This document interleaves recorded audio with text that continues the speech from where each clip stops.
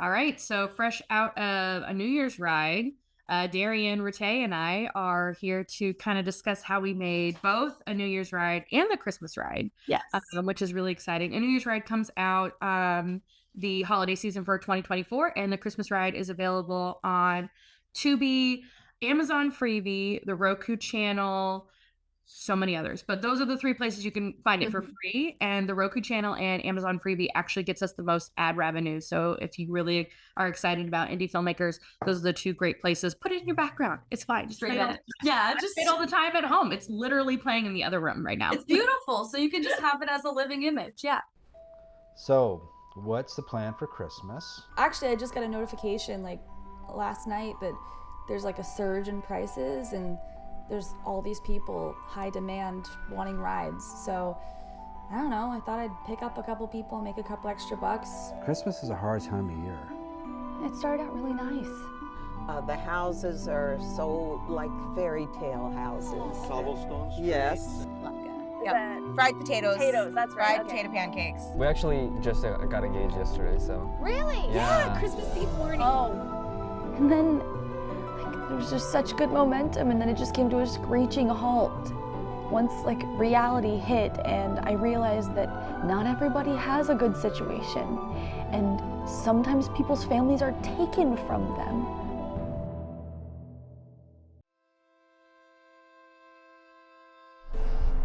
I feel spent. I feel like I can't help them because they're just so lost in it. They're just drowning in their own stuff, and I know that I'm not supposed to fix everybody, but I thought just something nice for somebody else would make the season brighter. Some people have it tough.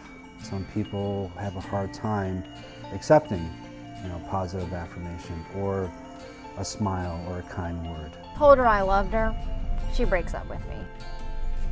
You could just let me out right here, it's fine. No. It's fine, don't worry about it.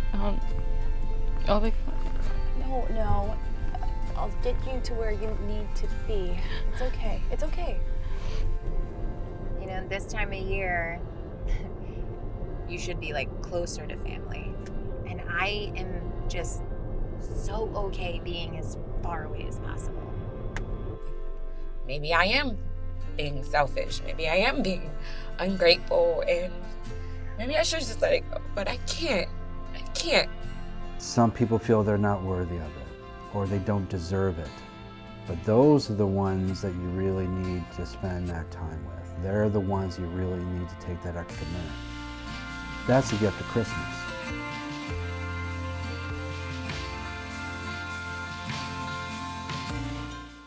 So, what's the plan today? What are we doing? Yeah, I don't really have any plans right now. I just thought I would do some rideshare stuff. Come out with us. Yeah, we're ready. I've never heard a good pickup line. No Florida. Pedro, let's go. Yeah. That's good. You having a good time? What does this mean for us? I'm sure it's getting interesting as the hours go by. Yeah, half of the people are like, new year, new me, and the other half are, I don't know if they're excited. A new year and new possibilities, Yeah, I'm gonna get in shape. This is gonna be my year. We should turn this into a drinking game. Wait, how? Every time we see a thirst trap with them shirtless, we throw it back. Oh. Ooh, so pretty. Happy New Year!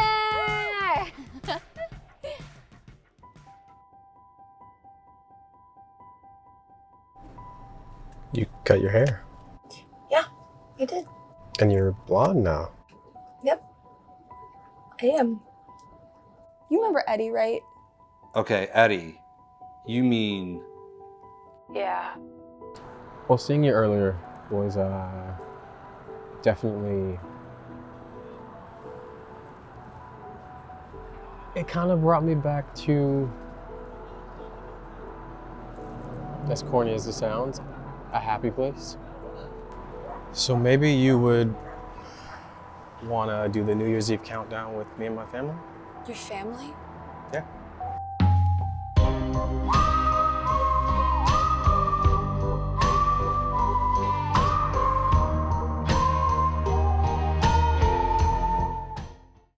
In 2019, I went and did this like big tour where I traveled all over the country with a big box truck for my day job. I came back, I think around like October-ish, September, October-ish time. And you and I were talking online for a little bit about it. And I kind of teased where I was just like, I've got this idea. When I come back, let's get together and let's talk about it. So we went to this tea place and I pitched you this like completely improvised Christmas movie. And what were your initial thoughts whenever you heard me say those really random, crazy words? Both terror and relief at the same time. Because it was a thing that I would be kind of the centerpiece of in a way, or at least like the one kind of shepherding whatever story it was. But then immediate relief whenever you said, I don't have a script. There isn't one. I was like, great, because I have a horrible memory. It really was relieving to know that I didn't have to memorize anything. And also at the time I was working with an improv troupe in Tampa, so I was pretty like comfortable with improv at that point, comedically at least. So it was exciting to do something that isn't just like improv games. It was now create a moment with a person that feels real, and that as an actor is like really exciting to create something out of nothing. Let's see, this tubular one. You're never gonna guess. Never gonna guess? Okay. Never gonna guess. I'll try. A map. Oh, a telescope. Exactly, so you can see where you're going. Who knows where I'm going? Does anyone know? And I had like a little bit of an outline, just kind of like going over like some of the passengers you'd be interacting with. And the whole idea was kind of that it's not a Hallmark movie. It's not your typical Christmas movie where there's a certain structure. When you watch those kind of movies, there are beats that they have to hit. And like the kisses to the end, and there must be cookies, and there must be cocoa, and Santa's got to make an appearance. Right. I'm like, hit some of those beats without the kiss, but like do it in a way to where these are characters that you don't typically see on screen, but you see in real life. So kind of as you're talking to these guys and we are forming these scenes, what is the one that kind of sticks out in your mind as the most memorable? In that first scene, or in that first film at least, there were a few that really stuck out, and some that didn't make the cut because it just didn't fit the story, the arc that we were building. But I'm happy that the bloopers made it, because one of my favorite scenes in that first movie was the improv song that the mother and the son made. That was one of my favorites. I mean, the whole point of Christmas is to celebrate joy and happiness and a cup of hot chocolate on the second day of Christmas, my true love gave to me. Another one was whenever we had in the first film a comedic improv actor do a very serious scene, and I remember sitting there, and after we finished I was like, that was intense. And that was before even getting into the heavier stuff. I just didn't expect it. People keep telling me to man up. And they say, oh, there's plenty of fish in the sea, and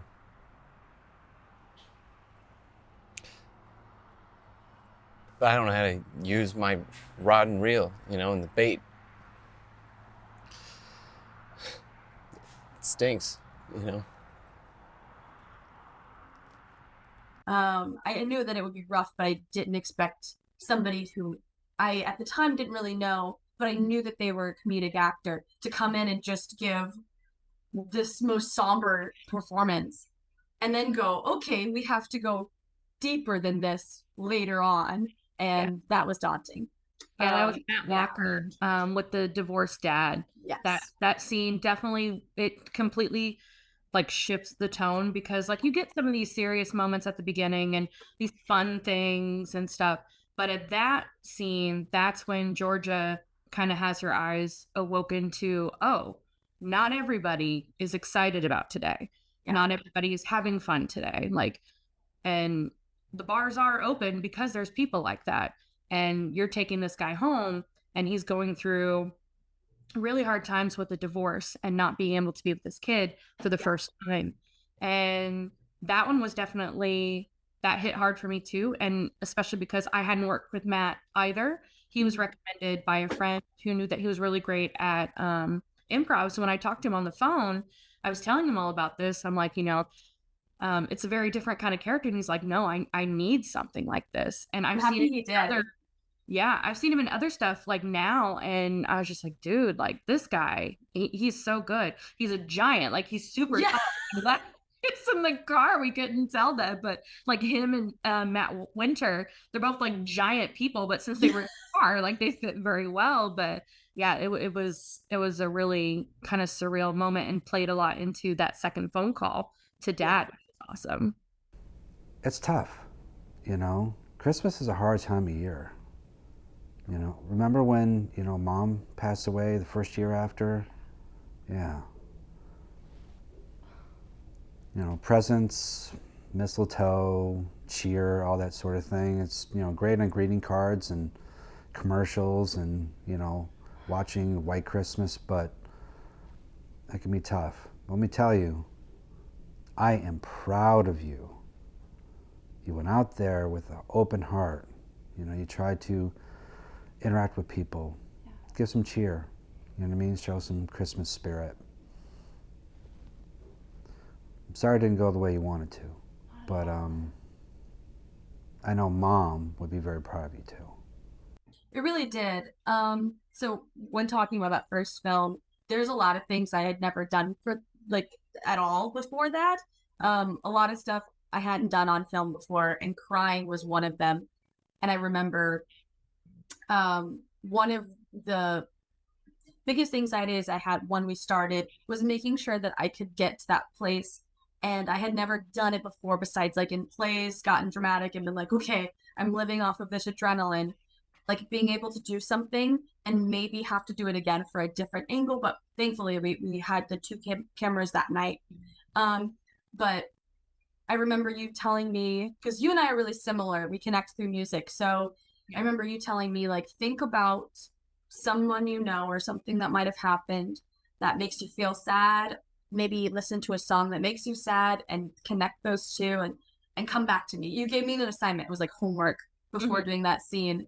And I was like, okay, this is something I can try to implement and see if it works. And it did. I'd never done that before. So filming the first movie really was like a master class in acting. I've done a lot of stage performance and I haven't done too much on camera. So like it really was you like guiding me through, okay, I know where I want to take this and this is how we should maybe like go for it.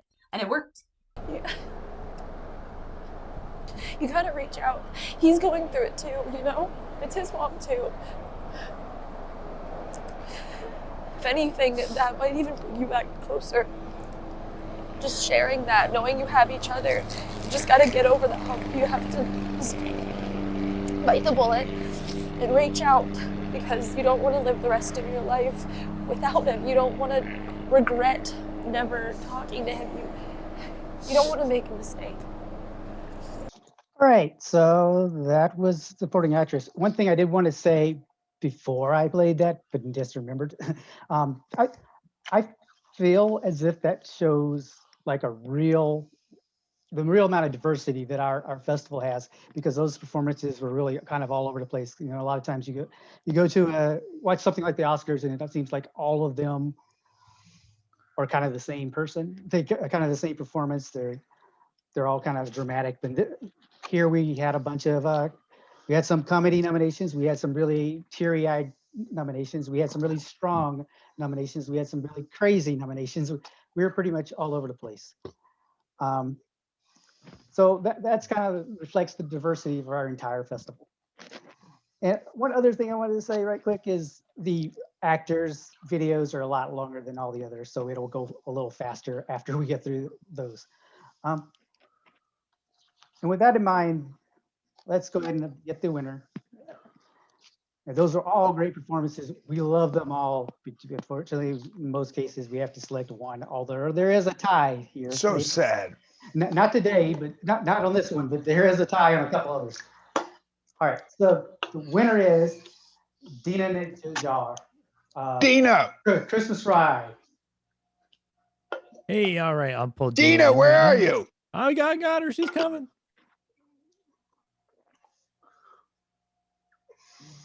Hi, Dina.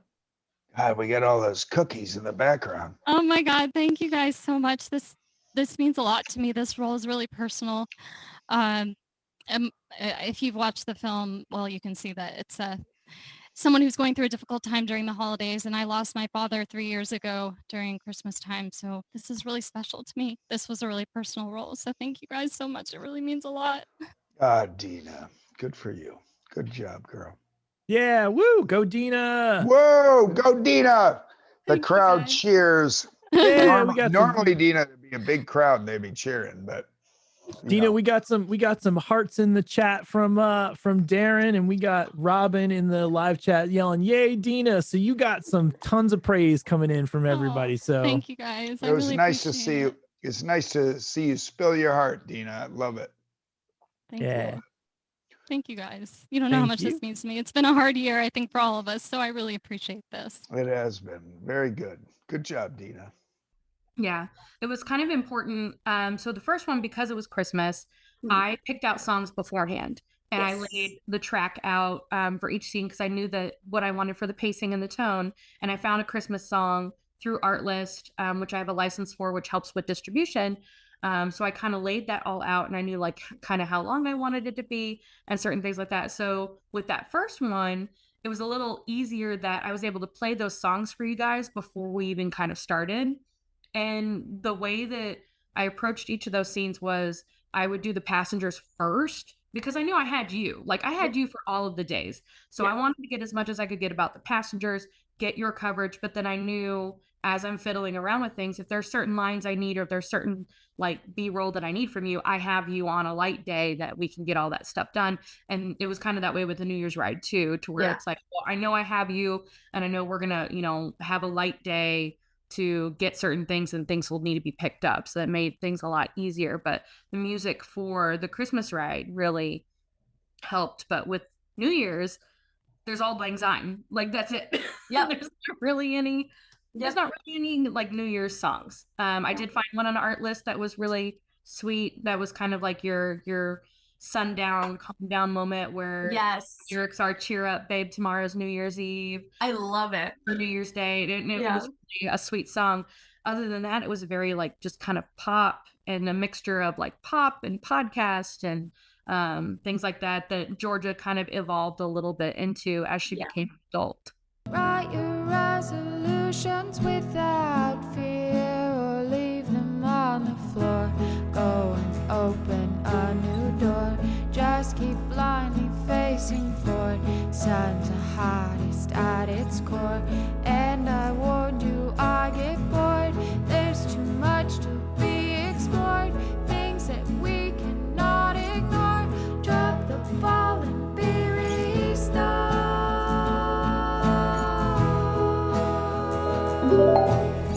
Yeah, you can definitely sense growth between the two, both like in my strength as an actor, but also I think that really lends itself to the way Georgia gets more comfortable being herself as well. So it just worked out organically that way, and that's how a lot of this movie has been, is very organic, and that's why I love it so much. Yeah, I do love that on the Christmas ride, you're so young, you got your little baby face and everything, your green hair and you're so cute and you're just like giggly and fun and you're kind of getting some realization. With a New Year's ride, there was definitely more of a maturity with you, the way that you approached it, which I loved. I love that there was a lot more of your active listening was coming in, and that you as the character, because you're a social worker, these are skills you picked up through, could have been from internships, from what you're experiencing in your job right now. And it really shows without having to tell people about it too much. It shows in your character, which I really loved, and definitely you as a performer, you have evolved so much, and it's been such a joy to see you grow and become such a nice, well-rounded actor and play around with different things, because you got a lot more experimental with the New Year's Ride and felt a lot more comfortable, it seems. Yeah, I definitely did. That's actually something whenever we did the first movie, whenever we met at the tea house and we were talking about it and we started developing the character originally, we worked together on, okay, what is this girl? What's her name? What's her middle name? Now that we'll talk about it, but like, what are things about her? Talking about the family dynamic. What does she have both parents? How does that work? We built a lot of that. So whenever we started, I was able to pull from it. But I was still kind of figuring out who she was. And I think it, like I said, really lent itself to me not knowing myself at that time either. So me as a person, I was still kind of going through that. And then I think a big thing about the first movie to the second movie was I watched the first movie and I realized, I'm like, okay, like this is how this comes across and this is how I portrayed this person. Got it. This is how if we do this again, I want to show that I see what this person is. I can see them. I can see that this person channels a lot of my people pleasing and problem solving that I just innately have because of my upbringing, life, whatever. So whenever we went into the second one, I already knew, I was like, Georgia's not going to solve everybody's problem anymore. And whenever you said she is a social worker now, I went, there we go. That gives her a little bit more of an out of like, this is going to be a little bit more relieving than her just being like, oh my gosh, a little overwhelmed with all of this stuff. She, like you said, is able to kind of relax into it, active listening, not feeling like, she has to do as much because that's her job. And she's learned a lot of the detaching that you have to do, I feel like. I love your hair, Georgia. Mine? Yeah. Yes. Oh, very yeah, festive. Yeah. So you guys like Christmas? Well, we love Christmas. It's a big staple in our relationship. Yeah. Oh my gosh, we met on Christmas. Yeah. No. Well, Christmas Eve. Where do you meet on Christmas? Like a party? An airport. An airport. Oh, yeah. How romantic.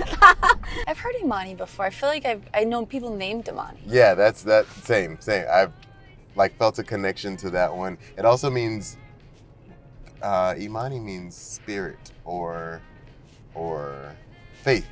I love so that. Yeah. I love when people name their children after a word that has meaning. So I think that's cool. Has it been a big part of your life? Yeah, it was. I mean, it was a bigger part of my life growing up per se. There were some things I was actively choosing and things that, not that I didn't like about her, but that I was working on in myself within therapy. I didn't start therapy until after we made the first movie. And I started therapy in 2021. So I had been doing therapy for 3 years at that point. Yeah, something like that, 2 or 3 math. But so I knew that I needed to work on some things. And because of the improv way I was going about it, she did have a lot of the same characteristics as me. So whenever I came into this, I was like, this is how I've grown. This is how I want this girl to grow too, because we got a long way to go. Yeah. But I feel really proud of her and like the way she's able to communicate a lot better herself. And that's really cool. I guess because we ended, I never really thought about what I would do if I saw you again. Usually people I'm never seeing them again. I mean, I'm glad you didn't just drive off. So. Yeah, no. Get wrecked. That could have happened. It could have, but I didn't. I was kind of frozen, to be honest. And it was nice. Sometimes I watch back at Christmas Ride and I get a little anxious. I'm like, oh no, you don't have to do all this. You don't have to be doing all this. She's young. And we young. don't realize that until we've gone through that with other people, or we learn from taking on too much burden, which I know you and I both have that personality trait. We take on other people's burdens. We're water signs. You're something too, right? We feel it all. We feel everything. And she was so young for the Christmas Ride to where when you get to New Year's Ride, she's already gone through, she's moved forward from the breakup. She has her degree. She's got her big girl job now. She feels very grounded. You know, her and her roommates have a really great relationship. And so it shows both in your maturity as a person, the way even you were in the car. Like, you stood up a lot straighter in the car. You know, had a little bit more focus on the road versus like constantly worrying about the people. Like, just those little things that you probably didn't realize you were doing. Yeah. They show just how much Georgia has changed. Yeah, it's true. Right? Got it, yeah. I mean, you know who goes to bowling alleys. It's obviously a great way to meet, like, you know, potential suitors. Obviously, it works. I mean, obviously, you go to a bowling alley to meet suitors. Let's be real, you don't go to a bowling alley to meet suitors. Yeah, I was gonna say it's not usually the place I look for love. No, I mean, that's part of why I went, is because I wasn't looking. But look who showed up. Even when you're not looking, sometimes they show up. In a funny part of kind of serendipity, I go to the bathroom and Christmas Ride is playing, and it is your Santa scene. And I think I told you, but Shannon passed away a couple years ago. Yeah. So he's our forever Santa. Forever. Well, you know, families are different these days. It's true. There's a lot of big families, and sometimes you got more than one. True. That's a good point. Mine's up north. Oh, really? Is that where you're from? Yeah, I'm from way up north. Oh. It's funny being down here and not having any snow at Christmas time. Yeah, it doesn't feel as festive. I'm from New York, so Oh, yeah. Yeah, I get it. Nice place. I stop through there once or twice a year, yeah. Yeah? What is your job? What do you do? I'm kind of an ambassador, you know. I'm kind of a spokesperson. Oh. I do a lot of work with the youth and children, and you know.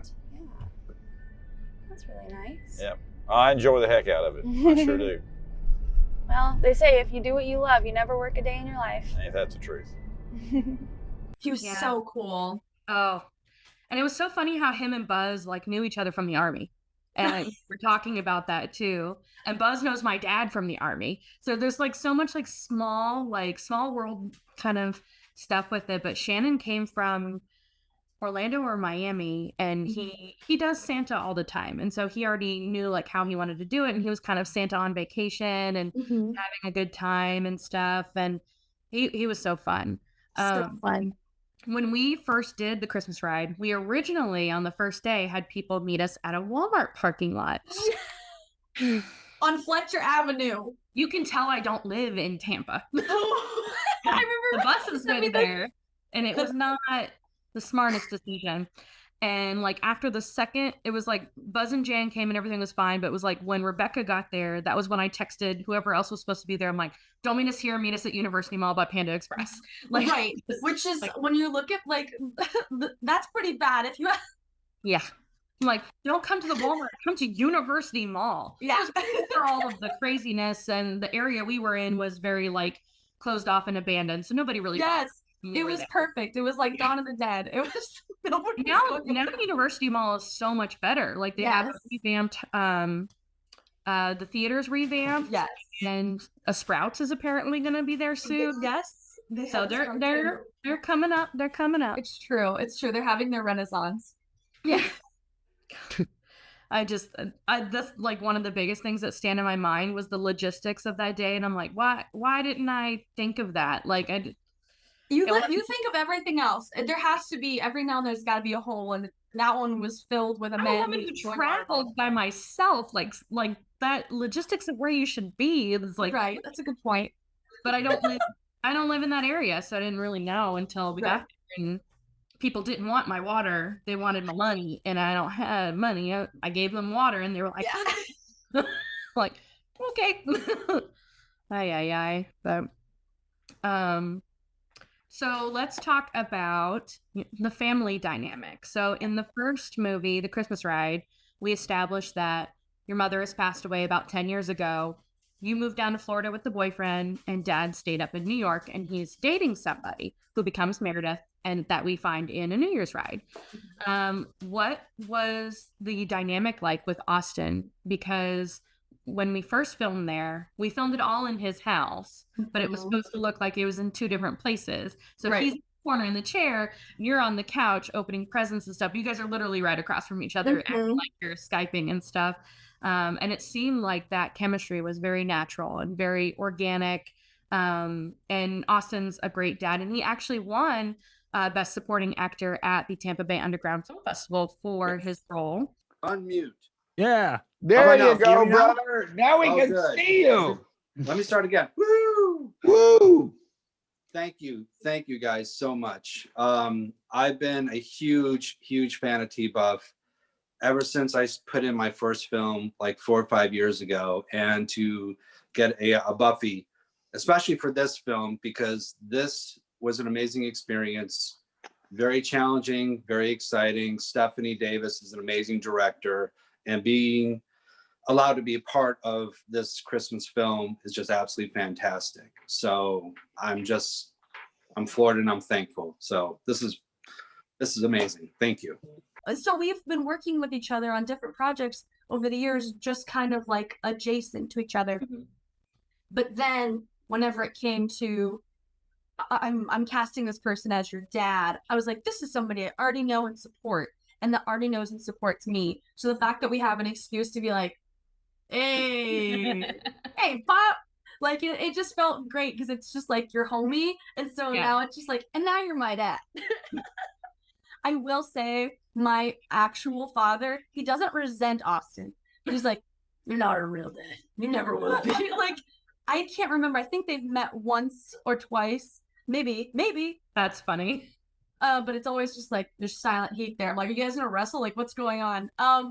But yeah, so there was already that support there. So whenever it came to it, I could tell he was just rooting me on like the whole time. So whenever he won Best Supporting Actor, he really did support me, like emotionally, and whatever ideas I had, he's like, yeah, and this, and he's just very good at yes-anding and being enthusiastic about stuff and just wanting to be a part of something and lift it up. So like having something like that on each other beforehand, right? Like you were texting each other like, hey dad, hey Georgia, like as your characters for a bit. Yeah, he had sent me a couple like messages, and I was like, right, this is we're building on this. So yeah, we did talk a little bit about like backstory and touch base with each other on like favorite colors, familial nicknames, things like that. So I loved Pickle. I thought that was so stinking cute. And that he even still called you that in a New Year's ride. Like it's such a cute, like little endearing thing because of Georgia, her favorite color being green. Like her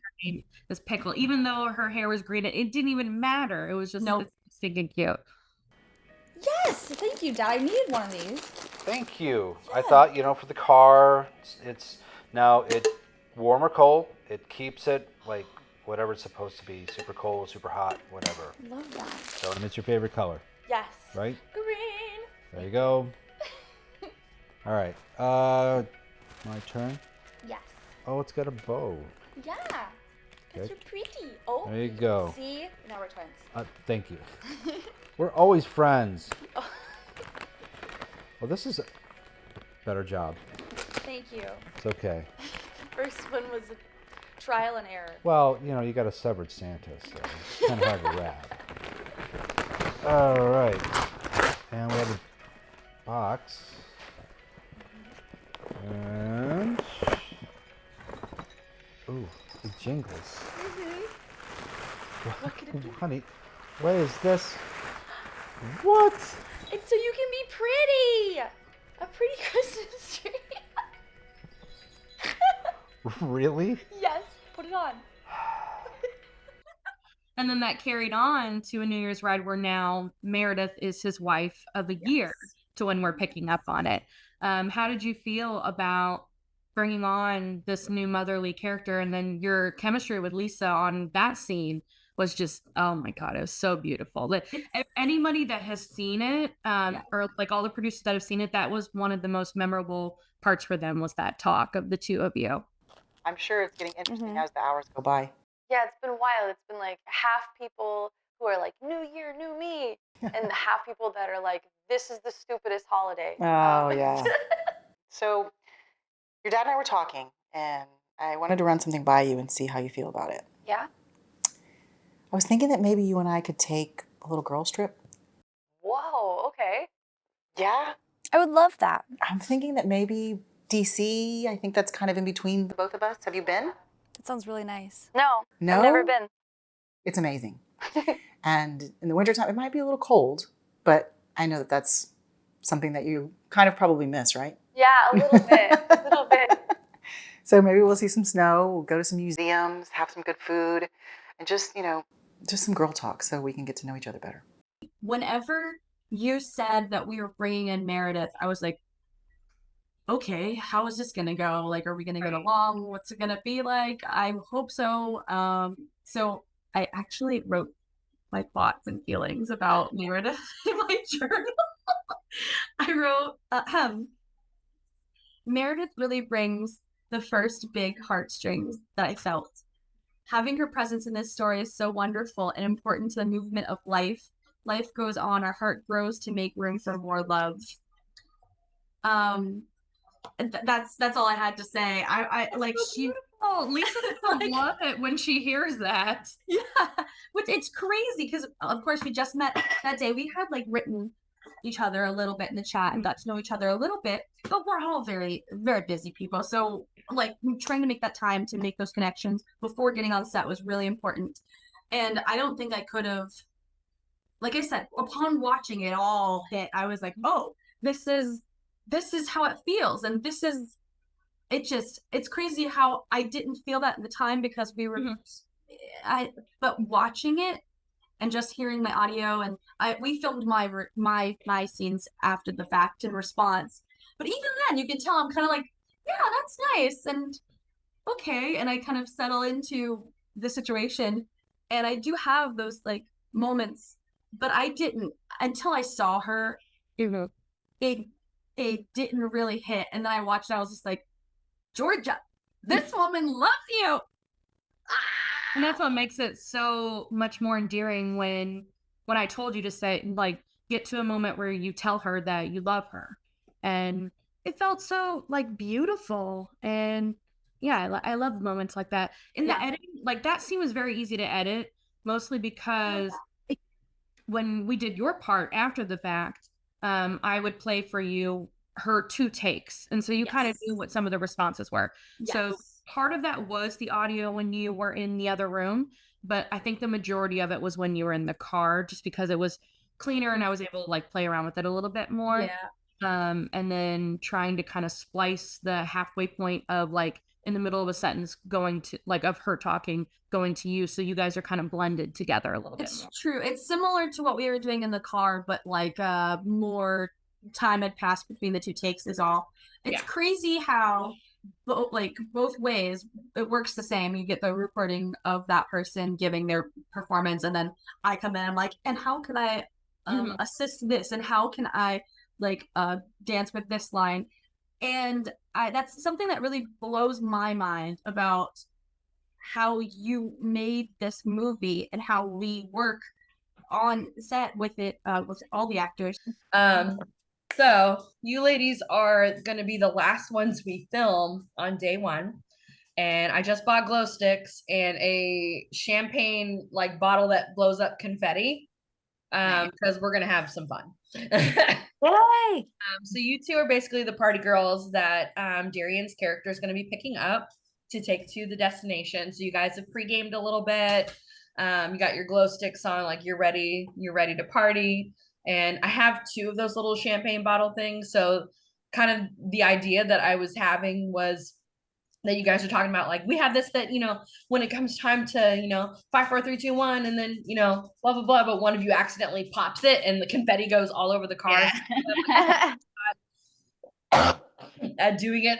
So we'll make that its own special shot. But I think that would be hilarious. Number 1 for a trailer, number 2 for the movie in general. Yeah. And I'm okay with cleaning up confetti in my own car. It's fine. Enough talk about the ex. Okay. Guess what I brought us? Okay. Oh, they're so cute. Okay, so at midnight, we're Okay. gonna pop them. Okay, that's why. Forget the kiss. We're gonna do this at midnight. Okay. So you're just gonna kind of twist the bottom, and then it pops. Twist the bottom. Yeah. And then It's gonna be. oh, like that? Really? What? That's how you do it, right? I'm so sorry, Georgia. It's okay. No, now the girl's got to go clean her car out tomorrow. No, it's okay. Oh, I'm sorry. So whenever we're doing these scenes, it feels so organic, like letting the person perform. And I have little things in my head, especially this time around. The first time around, I was kind of like, what do I respond to? This is a lot of information. But then the second time around, I would kind of feel like, oh, this is a nugget of information that somebody's giving me that I want to follow. So I learned to kind of think the way you thought, because I could see it the way you, I think at least a little bit, could see what you were saying. But especially for that first movie, how did you know what threads to follow when filming? I know that I can feel those arcs being made and captured during the improv happening on camera rolling. But when it comes to shaping the story's post-production, how do you decide which of those threads to follow to build the narrative? And on top of that, I think it should be said that you're doing like 15 jobs at once on set in general, and script editing and writing like is happening in the moment, and it blows my mind. So like, not only that, how do you do it? Plus, when we're on the set filming, how do you know, like, Meredith's doing this, like how do you know like exactly what like chimes, like, okay, this is the exact time I want this to come in? You had a little bit more time to work with that for this scene, but like in general, how do you know what threads to pull and to follow? No, I mean, so for the first one, the Christmas ride, it was the first time we ever did that. So taking from my experience of being a script supervisor and writing as much as I have, editing my own work, directing and all that, like knowing I've got to a nice comfortable place by December 2019 when we filmed it, to where I know what I want. When I'm seeing things filming, I can see it in the edit, because I know I'm the one that's going to be piecing things together. If I was to hand this off to somebody else, oh my God, I would owe them like so much. Like this. And the thing with the Christmas ride is that it was more about the passengers, and then it was George's reactions to everything. And then ultimately when she's talking to Dad and then talking with Raven at the end, that's when we're kind of getting to know a little bit more. And parts of it too, with the Christmas ride, you and I talked about after a little bit, it's like, okay, so now that you've been on the road for a little bit, let's learn something more about Georgia. Let's talk about the roommates, or let's talk about, moving from New York. These guys are coming to travel to go to Busch Gardens. Let's talk about that experience, and that you moved for a boy and it just didn't work out. And I'm from here now, but originally I was from New York. Oh, what brought you to this area? Well, not to get heavy, but it was a boy, and needless to say, it did not work out. I think it was like the move down was a lot of stress, and then it was just us, so. Yeah, I guess when it's just the two of you and you gotta be each other's best friends and everything, and yeah, it gets a little much. It was. Is your family all up in New York? Yeah, my dad's up in New York. We talk to each other at least once a week, but like, that's not the same. No, it's not at all. It's better than nothing, though. That's true. It's true. So it just kind of making those notes beforehand, fixing it in pre-production, where I have that outline and I know, okay, this is the little nugget of information I need from Georgia. And then the passengers, they don't know Georgia at all, so they're just saying whatever they want to say, and it's kind of up to you to react to it. As far as the edit goes, it's mostly I'm mostly going with the passenger first, like their scene first, and then I'll look at your stuff and see how that interweaves and try to get the story in a nice nugget that fits for that one character. Like with Rebecca with Hanukkah, she's telling you so much about Hanukkah. It's mostly about her. So there's just a couple little moments that you're in on that, but it's mostly about her. And so that was pretty easy, because it was just kind of like trimming the story so it didn't sound like a big history lesson. So, okay, Hanukkah's not, it's like everybody thinks it's the Jewish Christmas, but it's not. Oh, is it not really like a it's like big it's deal? I mean, it's, we made it a big deal because so when families were immigrating to the United States, they saw all the Christian kids celebrating Christmas, and the adults wanted to assimilate, they wanted to blend in, they didn't want to feel like they were any different than anybody else, so they kind of took Hanukkah and it kind of became the Jewish Christmas. Oh, okay. So, but still be kind of fun and be informative.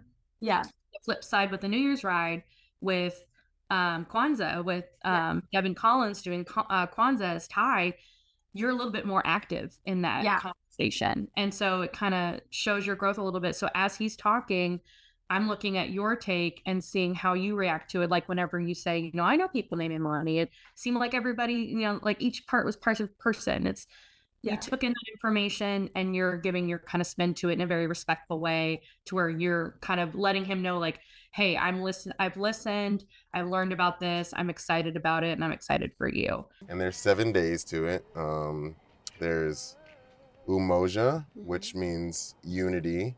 There is Kuchi Shajuli, which is self-determination. Okay. There's Ujama, there's Nia, there is Kuumba, and Imani. I've heard Imani before. I feel like I know people named Imani. Yeah, that's that same. Yeah. And so it actually starts with the passengers and then just kind of seeing how you do it. But it's very different with the Christmas ride and a New Year's ride, because at first one, it's very much about your reactions and maybe a little nugget of information, to whereas a New Year's ride, your story and your growth is a little bit more in the overall story. Yeah. The way that we film it and the day that you shoot, I've got a lot of you guys back to back to back, but I have a rhythm and it's really quick. Like you're going to be in the car less than an hour. But we'll do the meat and potatoes in the car first. The main conversation, I get your coverage first, and then I'll get Daryen's, and then we'll do shots of your entering and exiting. And then that's it.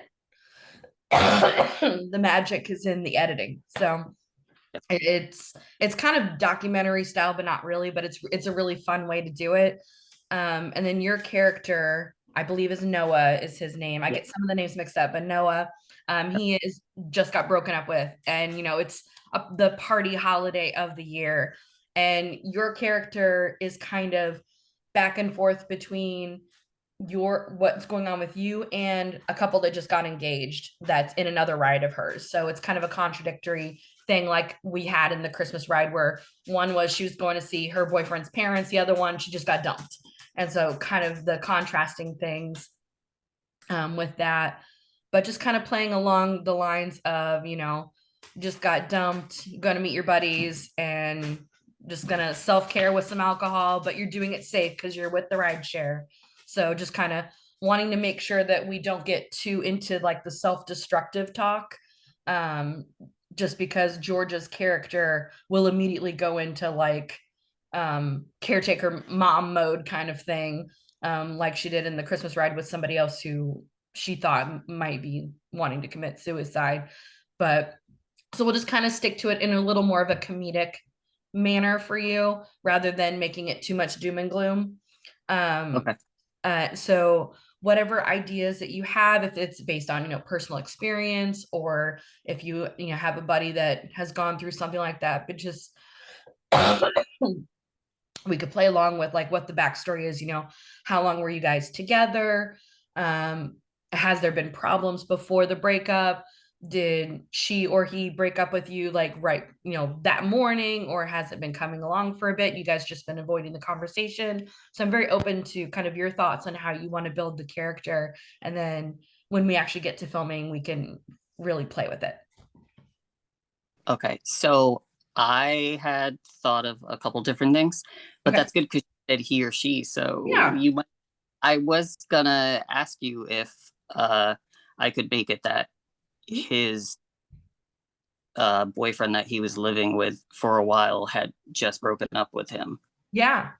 That way he was, so I was thinking that, Noah probably goes between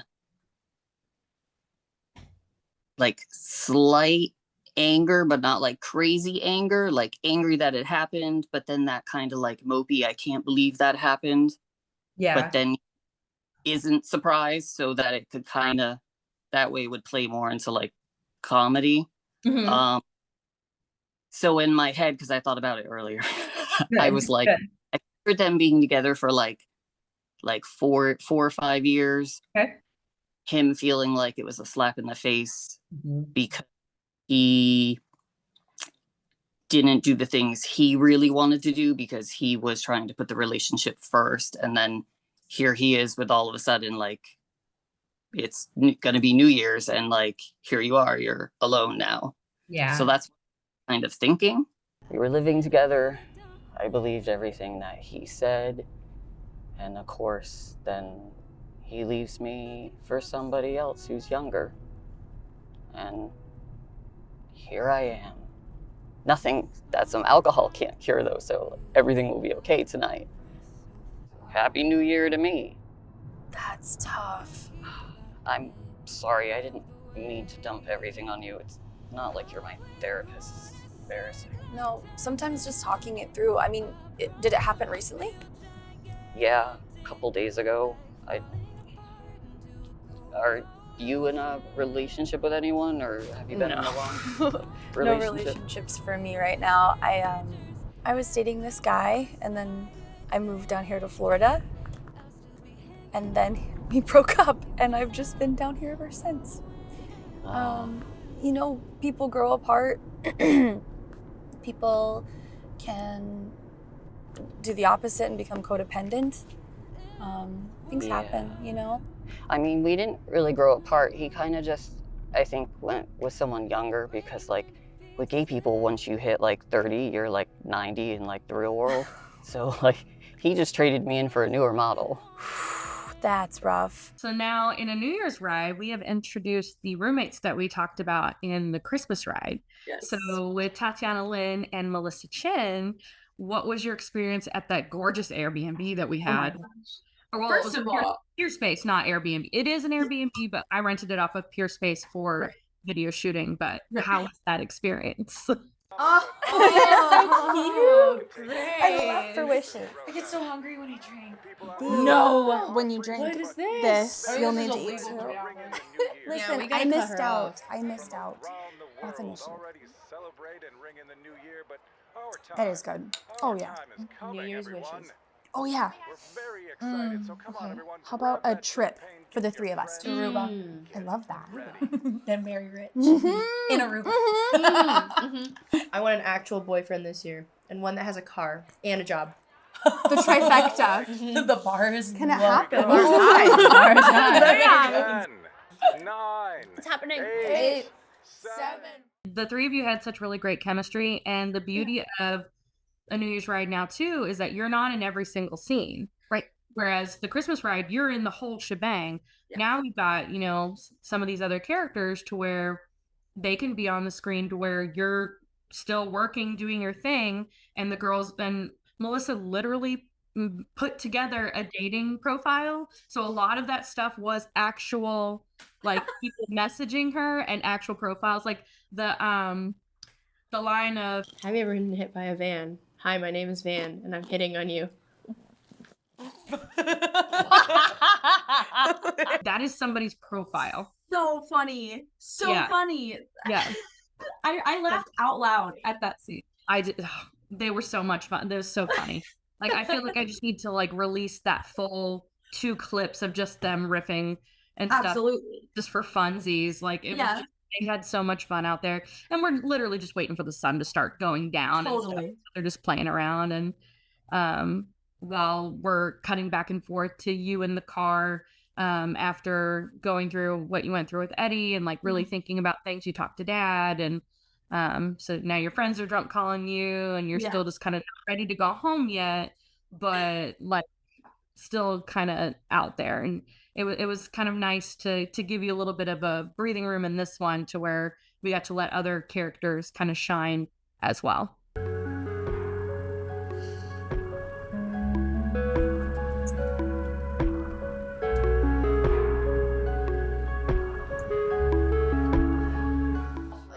Okay. Look. Why is his butt bigger than mine? This guy's shirtless? You can't be curvier than me. No. He's shirtless, and he has a fish. And he has a cat. We're chugging. We're chugging. That's the ugliest cat I've ever seen. Bottoms up. How do you do that?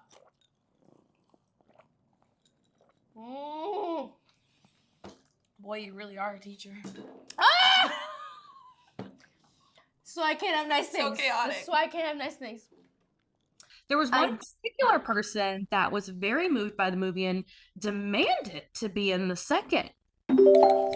So we're going to the park?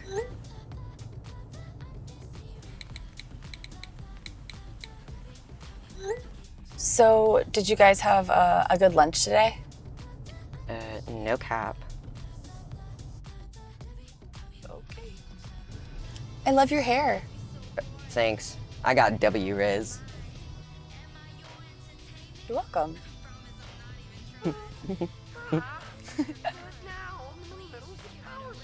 Oh my god, I can't believe I'm getting a ride from a girl with a mullet. And because I was watching it myself, and I'm like, I know in the back of my head the order in which I'm going to see people, but whenever I saw my nephew's face pop up, my heart stopped. I was like, because it's him, and he's a teenager now. He's like gonna get his license, actually just got his permit. So I'm just like, Oh my god. Now I added a character you didn't even know about. So I added Barbara speaking in Czech. Yes. Okay. After we filmed, I was doing Uber and Lyft for a bit to make a little extra cash and stuff. And I had a 1 hour drive with someone who did not speak English at all. And they were just on the phone the whole time speaking. I think it was Portuguese, because it was like, it wasn't Spanish, but it sounded a lot like it.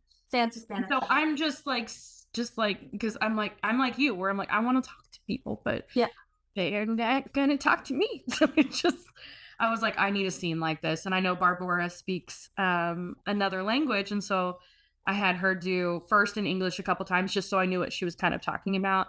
And then she did it in Czech, and then I got it translated and stuff. And it was just, I think that is something like a good little comedic relief with her, and then Donald, and it just kind of goes into Mom's Call. Just a lot of very random stuff like in the middle of it. A potom se budu muset kodrcat zpátky sem a možná stihnout ten náhradní, no ne, prostě vůbec. No a prostě neuvidím ohňostroj z letadla tak, jak jsem chtěla, tak jsem naštvaná, že jo. No jsem naštvaná, protože prostě jsem za to zaplatila více peněz. No a teďko místo toho, abych to viděla z letadla tak, jak jsem za to zaplatila, tak poletím den později. A nejenom, že přiletím den později, budu muset poslouchat mámu, ale no nepůjdu to slavit nikde na ulici, s kým asi ne. A víš, jak je tady vedro a vlhko? Všichni smrdějí. No Florida. Vedro, vlhko. Takže podíváš do Ron, tak to tady všechno smrdí, že jo? Yes. And can I tell you, when I watched the movie, I was like, okay, my life came to a screeching halt on Monday whenever my tire was flat, and I was like, I need to watch this movie anyway. So I put it on. I was waiting for the tow truck driver. Tow truck driver that I'm about to ride with for the next hour speaks barely any English. So I'm watching the movie, and then that scene comes on, and I just kind of look up, and I look over, and I'm like, this is my life. Like, this is happening right now. But, you know, life happens, and we live in America where there's all sorts of people. So, like, it's just part of the experience, is like not always speaking the same language, but we have services we need to exchange. So this is how it works. Yeah. He's on his phone the whole time, and I'm watching a movie, and that's how we exchange. And we go, we're good. Okay, we're good. Bye. Like, that's how it works. That's all that matters. Yeah. And it's just so funny. Such a good surprise, because like it's wild, because we took all those shots of me reacting to stuff, and you know, magic. The magic. That's why I love doing like all that B-roll with you. The B-roll saves my ass. Like all this, and I even did an extra day of B-roll, like where Chelsea drove my car and I'm like in different spots. It was the same time we did it with Barbara, and then I would go to these Tampa landmarks and do different B-roll and stuff too. But a New Year's ride had so much more B-roll than the Christmas ride did, because it needed to be quicker. Like a lot of things needed to be quicker. Yeah, it clips along really well. Yeah, the Christmas ride needed to kind of breathe a little bit more. But with the New Year's ride, it's the music is more pop and upbeat, and you are a different person, and it's like we just got to boom, boom, boom, boom, boom, boom, and all that. And especially with the opening credits too, I was like, what do I like? I needed things to chop in between. Then.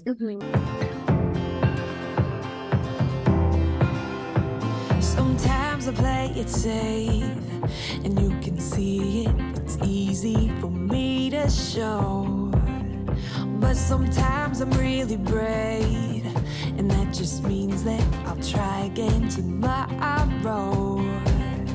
It's my doubt creating mountains where the valleys used to be.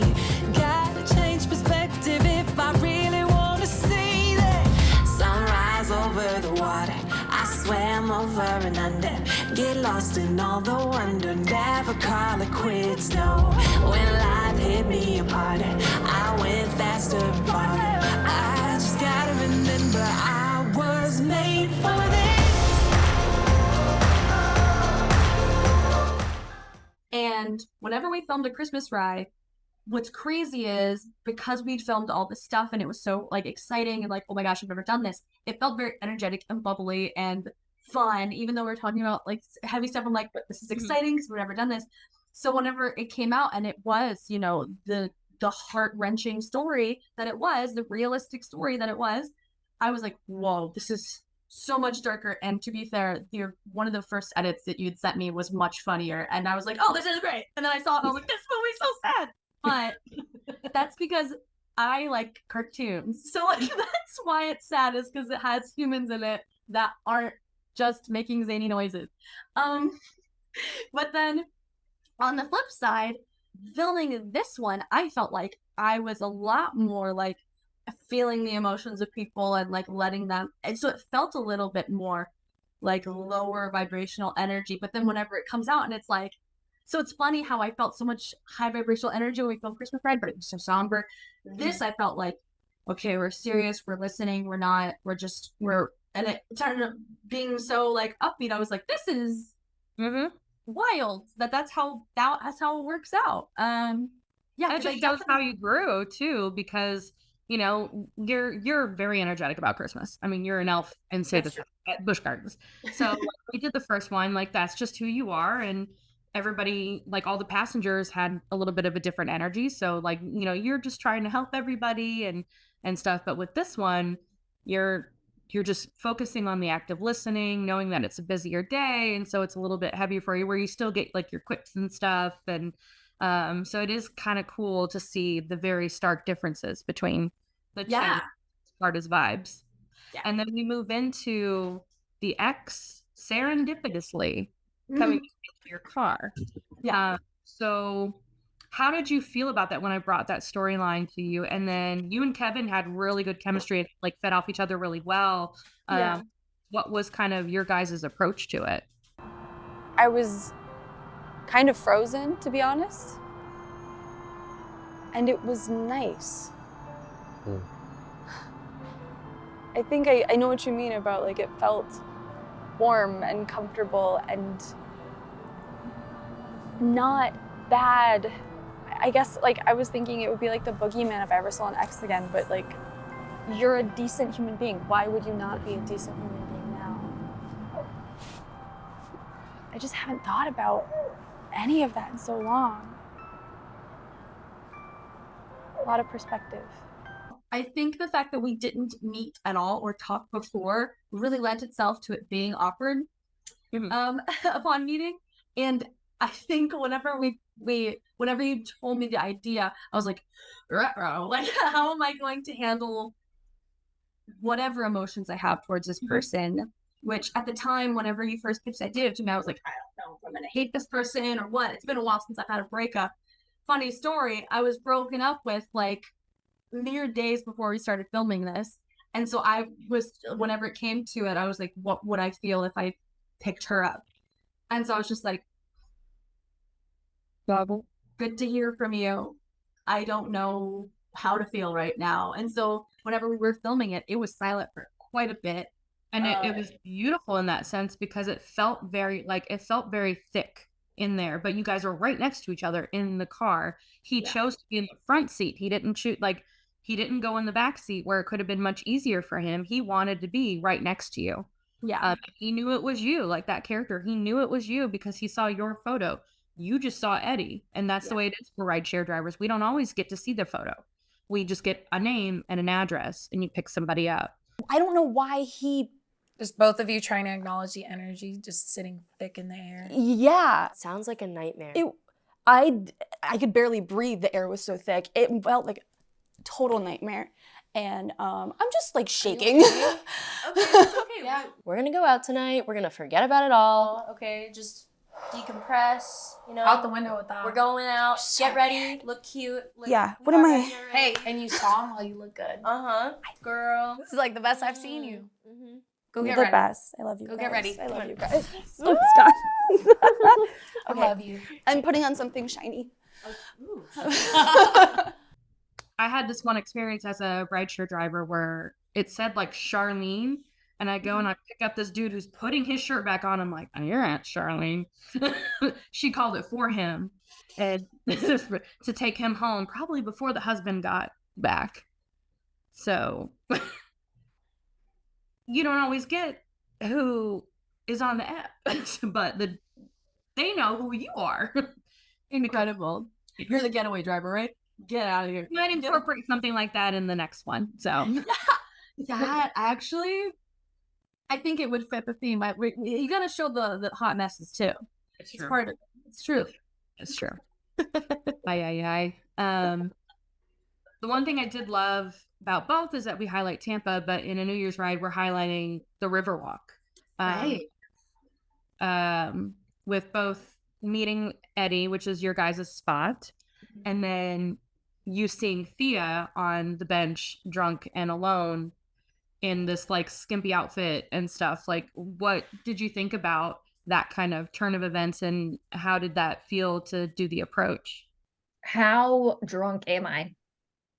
Like show wasted? I wouldn't say like too wasted to where like you weren't able to walk, but you're, after you've had a couple drinks and you start to speak your mind a little bit, that's like when you get a little brave and you're just like, fuck it, I'm leaving, bye. Okay. So I would say two drinks in with a little pre-partying like hours before, so there's a little like lingering with it. Okay. That way too we can understand you when you talk. Yeah. Okay. Cool. Am I like upset and like crying, or am I just like zonked when she finds me?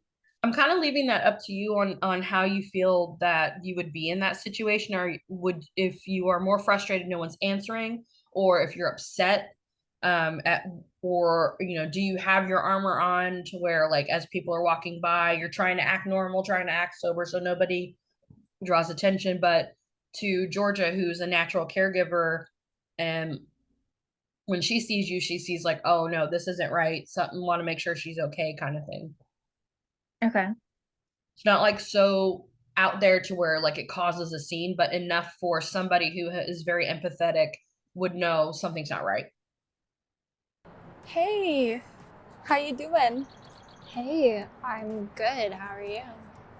It's a little cold out here. Is it? Yeah, it's a little cold. Have you been drinking? Man, yes. I had a few. Oh my gosh. I wasn't I gonna had judge a you. few. Thank you. Thank you for that.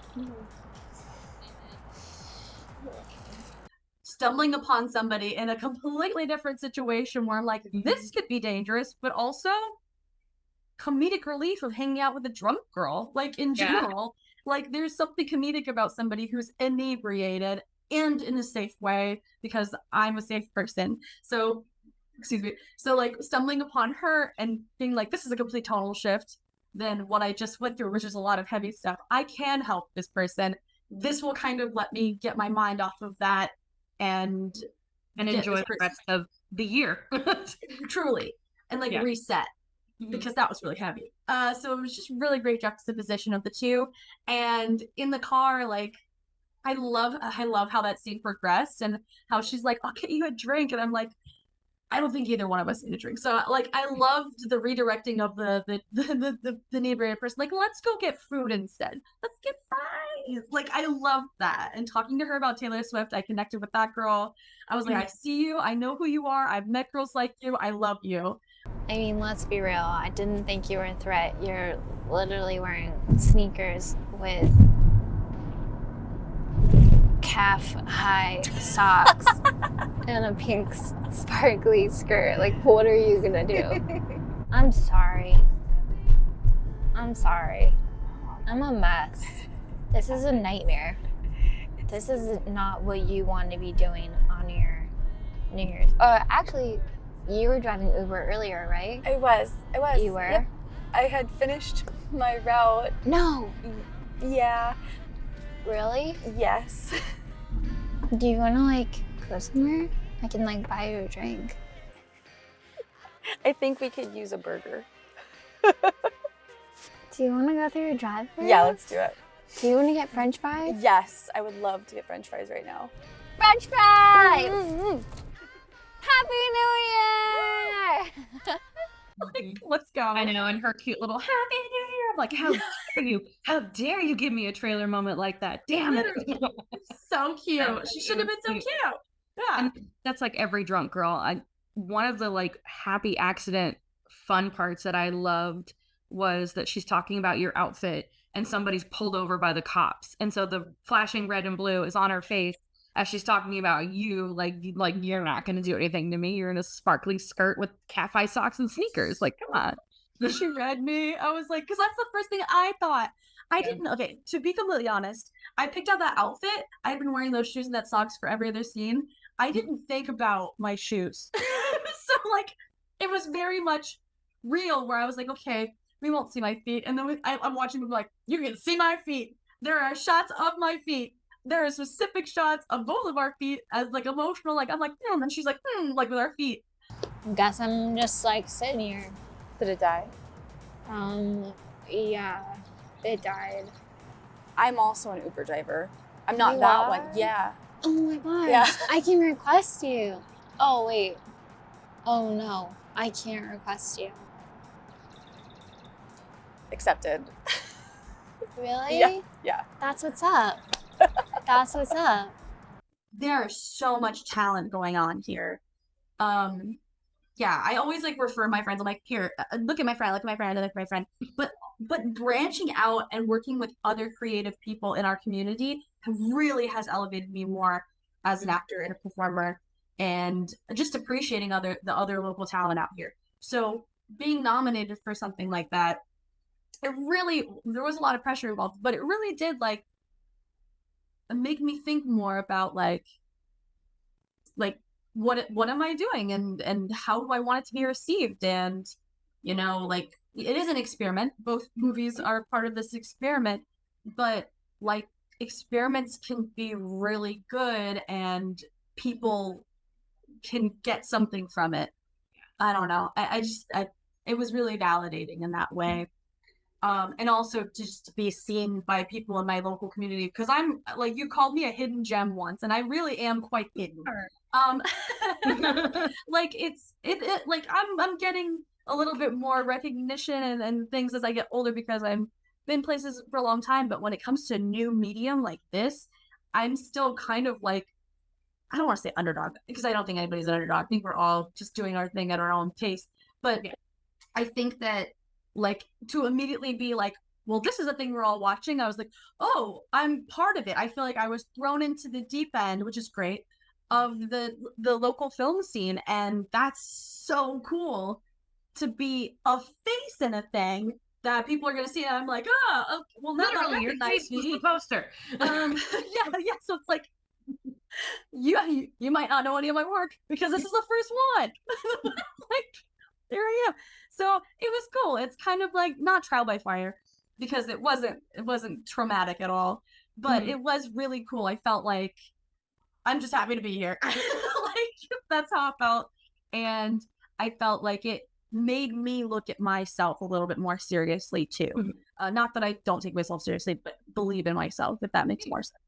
And that really showed with A New Year's Ride. Like you definitely took more of the leadership and ownership type role with that because we had new passengers coming in and out, and a lot of people were very nervous, like, how is this going to work? And you were like the first person to be like, oh yeah, we're just going to drive and have a good time. She's going to do her thing and we're just going to do our thing and it's all going to work out. Yes, like stop setting up the camera. Please focus on you. Don't even worry about me and my timing. Look, we can get my stuff. But basically, you just do your thing and I am reacting to whatever you put out there and you can react. I'm playing out. And meanwhile, you're like getting the cameras and the sound. You're like, okay, and got it. So it was just, I definitely felt this is also part of my therapy journey is becoming more aware and also realizing like I want to be able to be a reliable person. I want to be able to be a person who contributes and not only is just there like, and I'm here for fun. Like, I also would like to make this easier. And now that I know, and that taps into that people pleasing caretaking thing, but it's constructive because it's a project. So I'm able to like, now that I'm older, I'm taking better care of myself. I'm able to be more, to give more, if that's the right word to say. Yeah. But yeah, I definitely feel more ownership, and I'm really excited to see how that transpires in the next one and how much I can really like, get myself situated in a place where I can make that space like you are able to do, where it's like, you're so great at planning everything and you are so experienced with the things that you do that whenever people come to set, we really can just focus on our craft. We really can just breathe into the moment. And because you have been a performer as well, you understand what it takes. There's a lot. It's crazy how you are one person, but because of all of your experience, the actor comes in and they don't have to do a million jobs like you do. And I wish that you didn't have to, but this is our experiment. This is what we're doing. Well, I slap their hands. I tell them to stop touching things. Like, they don't need to. Just focus on this. And then I think you really do pull out the best out of everybody that works with you because you allow them to just do their job. And that is like, especially nowadays, everybody's doing a million jobs always. Right. So I want you to be able to do that too. So I'm hoping that like between the two of us, it'll be a thing where we can both work really hard. I can contribute more and be a lot more reliable and know myself enough to know my own limitations and ask for help when I need it. And also be able to be like, I think this could help, and like offer that give and take. So that's I definitely think for the closing out of George's trilogy, you and I being a little bit more 50-50 when it comes to the producing and the writing of it. Yeah. And then definitely being a little bit more playing around and kind of getting you more into this leadership role of it, because you know who George is from 2 movies. So there is ownership on that. And with it being Pride, me being a cis straight woman, having someone, you know, like you who knows a lot more about, you know, people who go through a lot of things with Pride, I think bringing Georgia into that and playing around with it, I think with you and me, like really partnering up for it, I think it'll be something really special. I'm excited about that. There's a couple conversations that me and different passengers had in the car that kind of like alluded to maybe like more of a queer background. And it didn't make the cut because it just didn't work with whatever we were painting in the picture. But I remember there was one moment, it's just, our society is just by the structure of it, pretty heteronormative, like the way the laws work and stuff like that. So, and then the fact that marriage is such like a construct that's just like, this is what you do and you get tax breaks because of it. Like, it's such a great life to have a partner and to have children and to be married to a man or a woman if you're opposite genders. Like, it's just part of the way America kind of is traditional in that way. Whenever I was sitting in the car with one of the people, a passenger came in and said, do you have a girlfriend or boyfriend? And I went, thank you for asking. Georgia said, thank you for asking. Because whenever you're providing a service to people, when you live in a country that is very heteronormative and you're in the service industry, you have to, unless you are very confident and you know your stuff, which, you know, I try not to make waves. I feel very privileged in the fact that I am comfortable in my body. And I don't have to go through as much of discrimination as other people. I can kind of be like, yeah, boys are great because half of that is true. So in Christmas Ride and in New Year's Ride, it kind of is a little heteronormative, especially when we're talking about men. But Georgia likes men, that's part of it. But it was really cool that like there was a passenger who was like, do you have any like ex-girlfriends or boyfriends? Like, you know, that was a thing that happened. I was just like, it was like a breath of fresh air. I felt immediately safe with that passenger. And I think we ended up talking about boys, but it started out like that. And that was such a cool like temperature check that they did. I'm not exactly sure. I think it was Michael Kenneth Farr that did that because he his character had broken up with a boyfriend. Yeah, that's what it was. Yeah. And there's a lot of times that I like to write characters to where I don't know how to put this eloquently, so Yeah, I'll it's okay. try to talk about it a little bit. We're all just humans.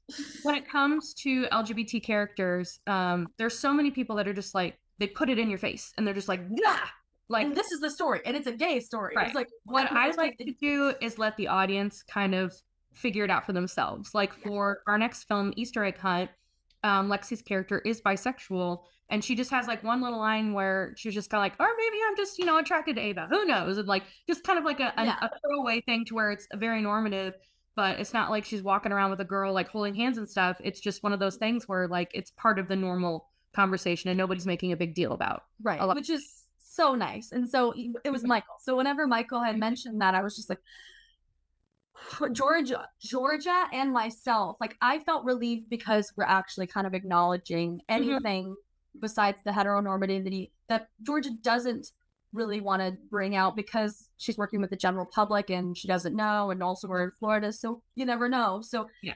I play her as a person who's trying to just be good, and not that that's bad, but like just palatable to the general public and not making too many waves and being encouraging and not trying to put herself into too much. Sadly, that's just the way I have played her, but I felt Georgia relax with him, and I don't know if that's why that scene went so well, but it was definitely part of it because I felt safe, and Georgia felt like, oh, thank God, like we can just talk about being gay for like a little bit. That's that way with Skyla too, with the Christmas ride where she was angry that she just got broken up by her girlfriend. A lot of people point that scene out to me. They're like, I love that scene. Like, man, I've been there. Like, somebody breaks up. Like, didn't of course say anything, but like, love that scene. That lesbian. I was like, just like, I love that scene where the girl got broken up by her girlfriend. Right. Like, we've all gone through it and stuff. It's like that's the kind of things that I love to where, like, that's a normal character to you. Like, it's not something where you're just like, oh my God. Right. It's clutches pearls. Like, it's a normal character. It's going through a normal situation, just like with Michael's character. He's a guy who got dumped by his boyfriend of 5 years and went for somebody younger. And you guys had such a very natural, normal conversation to where like no pearls would need to be clutched. Like, I like those kind of ways of bringing those kind of characters out to where it's normal. It's a normal, because it is normal. It's just love is love, like, and that's what I kind of enjoy about it. My heart has grown so much. I'm ready to share it. Mine too. Yeah. Told her I loved her. She breaks up with me. Jeez, that's kind of rough. Yeah. You know what really pisses me off? She was supposed to meet my family today for the first time. Why is it when everything seems like they're working out and, like it's all building to something, it just like collapses? Yeah, I mean, I was so excited because this is the first time I've had a girlfriend in probably 6 years for Christmas, Jeez. And my family, they were gonna like cook her a special meal because I told her, told my mom that she loves stuffed chicken. So my mom is making a stuffed chicken for the girlfriend who's not gonna be there. I mean, what am I supposed to say? It was kind of awkward. I mean, what would you say if it were you? Well, I would be honest and hope that, I don't know, being around the people who love me would make it feel better. Well, Christmas isn't the happiest of times now, is it? Not always. Yeah, it's been like, I don't actually remember the question. I think you nailed it. I think it's just mostly how you felt from the beginning to now. And yeah, I think I was scared, and now I feel super comfortable. So that's great. You could definitely tell. Like, you can definitely tell the difference in your approach from the beginning to now, and you're so much more confident now. And I don't know if it's because you went through all those Renaissance years and you've been in front of people a lot more and have had more opportunities to kind of riff off people, but you've always had that improv and all of that. And so just kind of seeing you level up so much has been such a joy. Thank you. I also think therapy, learning to take up a little bit more space for my own health has been good. Also turning 30. I was 30 when we made this movie. So Not gonna say how old I am right now. Yeah, no, it's okay. You don't have to. Yeah. We're all just 30. But I think I'll take it. Well, can I be like 33? 33 was better. Yeah. There you go. But I'm not saying it's because of 30, but it is that like I've done enough stuff at this point to know like I can do this. This I don't know about, and I can ask questions because I feel comfortable enough to do that because of the taking up space. So that's definitely helped me with my growth is therapy, and also getting those opportunities, feeling validated in my performance to be able to feel confident that I am talented enough to do things. And if I'm not, I can talk to people. And if I'm not okay, I can talk to people. Like with my car situation yesterday, we had to postpone this because of that. And I'm like, I just need to tell her instead of trying to make it work and using my dad's laptop that might not be good and freaking out because I haven't had time to really think deeply about these questions that I wanted to ask. So being able to be honest is a huge thing that I think that people pleasers and caretakers don't want to do. They want everything to just work out. And it's like, that's not how it works. And it sucks. It doesn't work like that. So communication, and also being afraid to be wrong, but like also coming forth about how you might be wrong. It's like, I think really charming with being a human is being like, well, I might not be right about this, but what do we think about this? Yeah. That's the beauty of this, and an advice I would give to any filmmaker who's thinking about doing a completely improvised film is, number one, you need a very detailed outline. You need to know with each kind of scene or each moment, how is it beginning and how is it ending? Because the conversations they're going to be putting in together is going to be the meat. But they need to know where they're coming from and where they're going, both sides. Like in this one, because your storyline goes through the whole film, you know where you are at each moment. With these passengers, it's just a slice of life for them. So they're coming from here and they're going here. Like it's New Year's Eve, you're coming from home and you're going to the bar because it's New Year's Eve and you're going to have a good time and you're doing it safely. Right. Definitely very much an outline, communicating with all of the actors, making sure everybody kind of gets to know their backstory, or even like talking to them about backstory and how kind of you want to do it. And just not being afraid to just let the camera go and let them cook, let everybody cook. And because just like a documentary, this type of film is mostly shaped in the edit. And so you have an idea of what the beginning and the end is, or where things are going, but the actors may come up with something in the middle that kind of changes some trajectory, or a passenger you thought that would be at the beginning might actually work really well at the end. And that happened with the Christmas Ride. I changed a lot of the order because there was some feedback of the way the order was. Right, but to help with the flow and the energy. Yeah, and with any film, you have to plan things out. You have to know what you're doing. And I always encourage people, whether they're actors or directors or whatever, the more you know about editing, the easier it's going to be on set. Yeah. And the more actors know about lighting and editing and things like that, the more they're going to be more aware of, where's the camera? How am I going to fit into this? Where's the light to where I know I'm going to shine well or look good, versus, well, I'm just here as the actor. And that's fine. If you're just here to be the actor, that's fine. Yeah. It would definitely behoove, if you're working in a micro budget space like we do, to know a lot more about the behind the camera process, because then you're a little bit more aware in front of. And with me doing it as a one-woman crew, I'm not doing continuity. I'm mentally thinking of certain things and would throw out different lines to each of you guys, knowing that, or a topic that you guys were talking about in the car, but I 100% won't have continuity because I'm working on focus and trying to keep the camera straight and making sure the sound is good and stuff. Yeah. So really knowing who your talent is, what your outline is, and how things will flow, and just not being afraid to make mistakes. And when in doubt, do a lot of B-roll, because that is going to help you cut awkward moments and stuff. It really does. It saves your butt to do B-roll, like as much B-roll. Like when you're in a new location, get as much of the little things. I wish at that house I got more B-roll, but you guys were more important, so it worked out. But that's true. That makes a lot of sense. Yeah. Yeah, it definitely, especially in the car, it definitely helps to get a lot of that little B-roll, because it helps if I need to like change the angles and stuff, especially when there was 3 people in the car. That's more challenging. Yes. I think that also like possibly advice for like people doing this or wanting to do this is just keep doing it. Even if you just do it once, that's fine. But the more you do it, like the easier it seems to be getting, because especially if you work with the same person, people know how it all works. And you're like, for me, whenever we were filming things, I would hear things and that's something I want to touch on. So I'll ask him a question about that, because that was interesting and that might lead us to the next thing, to that 30-minute segment that we're filming. For sure. So this leads me to my question for you. When are you writing your novel?